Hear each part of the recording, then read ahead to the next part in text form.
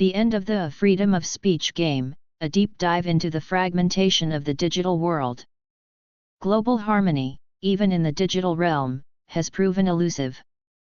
The Internet, once hailed as a bastion of free expression, is increasingly revealing itself as a mere reflection of our world, a world fraught with hostility, deceit, greed, and aggression. As a result, the relationship between governments and Internet platforms is set to become ever more stringent, and the implications are profound. The inescapable tension between governments and platforms. At the heart of every government's grievances with Internet platforms lies a common complaint: inadequate moderation. Platforms are expected to proactively remove content that violates laws, whether it's drug-related material, pornography, or incitements to violence. This expectation isn't new, but it has grown more pronounced as the volume and influence of online content have surged. Yet, moderation is a double-edged sword.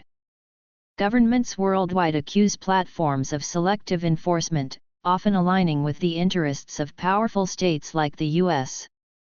For instance, content critical of the American government, such as the voices of Tucker Carlson in the US or Vladimir Solovyov in Russia, is often suppressed, while anti-Russian material is not only permitted but actively promoted. This selective moderation feeds into the broader narrative that platforms are less neutral arbiters of free speech and more tools wielded by dominant powers to further their agendas. The rationale behind state-controlled moderation. The crux of the issue is that governments believe platforms should not wait for state intervention to remove harmful content. Instead, they argue, platforms should preemptively block such material, adhering to a list of prohibited topics unique to each country. This was the logic behind Russia's complaints against Telegram in 2020, although Moscow stopped short of radical measures at the time. France, however, has taken a more aggressive stance, possibly under the influence of American interests, particularly in the context of its own contentious elections.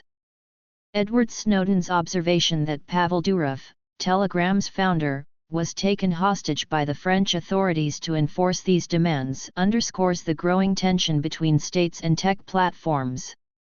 In a world where information flows are increasingly difficult to control, governments are resorting to more coercive measures to ensure compliance. A fragmented future, the end of global platforms. In an ideal world, these issues would be addressed through international consensus, perhaps under the auspices of the United Nations. However, the reality is far from ideal. Instead of collaboration, we are witnessing the fragmentation of the digital world. The dream of a unified global Internet is giving way to a balkanized landscape of country-specific or regional platforms. No longer will we see monolithic platforms like Facebook, YouTube, or Twitter dominating the global stage. Instead, we will have localized versions like vKontakty in Russia or fragmented iterations of Facebook and YouTube, each operating within the legal frameworks of individual nations or groups of friendly states. This shift will mark the end of the Internet as we know it, replaced by a patchwork of digital spaces, each with its own rules and regulations. The onset of licensing and regulation. With the fragmentation of platforms will come a new wave of regulation. Countries are likely to introduce licensing requirements for anyone engaging in informational activities online.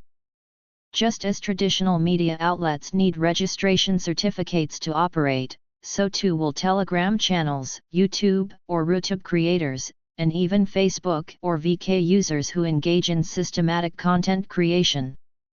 While personal posts about pets or hobbies may remain unaffected, anything more substantial such as educational content or political commentary will require official approval.